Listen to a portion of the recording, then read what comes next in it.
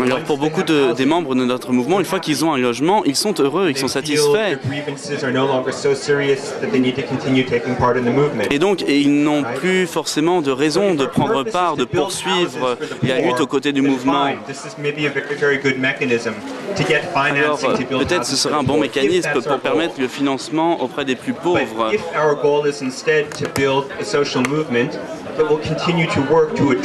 Cependant, il faut continuer à travailler pour traiter les causes locales du problème, c'est-à-dire il faut aller au-delà du logement et il faut conserver les membres avec nous, à nos côtés, même une fois qu'ils ont eu accès à ces fonds pour le logement. Alors c'est une question que j'adresse à mes camarades d'Amérique latine. Comment avez-vous réussi à gérer ce problème dans vos pays respectifs ? Alors fournir l'accès au logement et pour continuer à motiver les membres. Merci. Alors nous battons pour le droit au logement. Mais au Pérou, il y a un problème, ce qu'on appelle invasion et occupation illégale des sols. C'est-à-dire que nous occupons ces sols parce que nous revendiquons cela auprès d'autres organisations, le droit au logement. Cependant, il ne s'agit pas seulement d'occupation. Aujourd'hui, cette ville compte près d'un demi-million d'habitants. Et tout ce que nous sommes parvenus à faire, c'est en occupant les territoires. Et nous sommes en quelque sorte des bâtisseurs de villes. Le logement, c'est un début, seulement ça va au-delà. C'est pour cette raison que je pense qu'on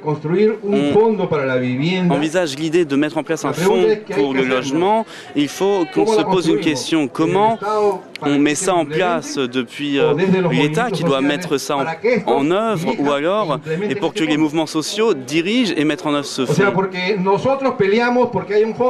Alors, nous, on a demandé ce fonds, cependant, on reste également dans le travail de revendication.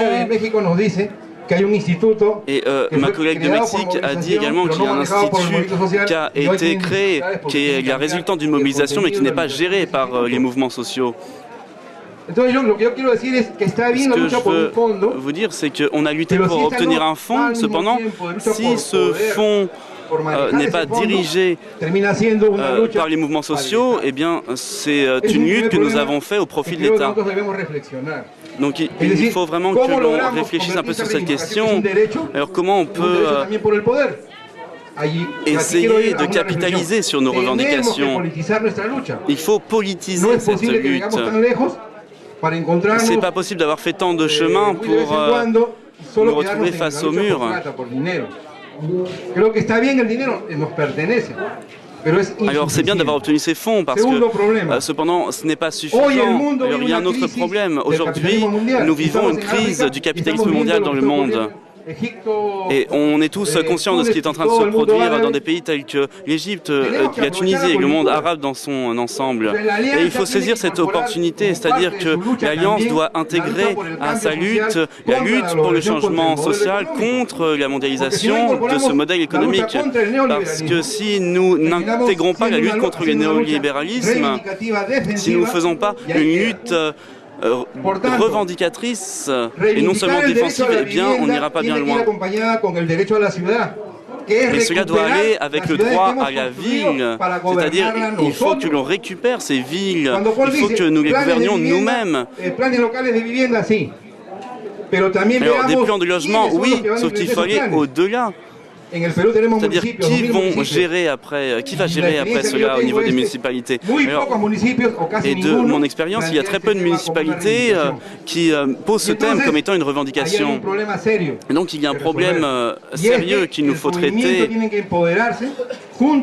Alors il faut que le mouvement se renforce tout en continuant la lutte pour avoir l'accès à l'assainissement et d'autres services. Mais également, il faut lutter pour se renforcer, avoir le droit de gérer ces fonds. Sinon, ce n'est qu'une lutte défensive et il faut aller au-delà de cela. Je vous remercie de votre attention. Je passe la parole à Franck, qui est actuellement à faire de la vidéo et qui va nous raconter, compléter un peu l'histoire d'Europe avec des coopératives suisses qui, de mon point de vue, sont parmi les plus intéressantes et les moins connues des mouvements coopératifs actuellement.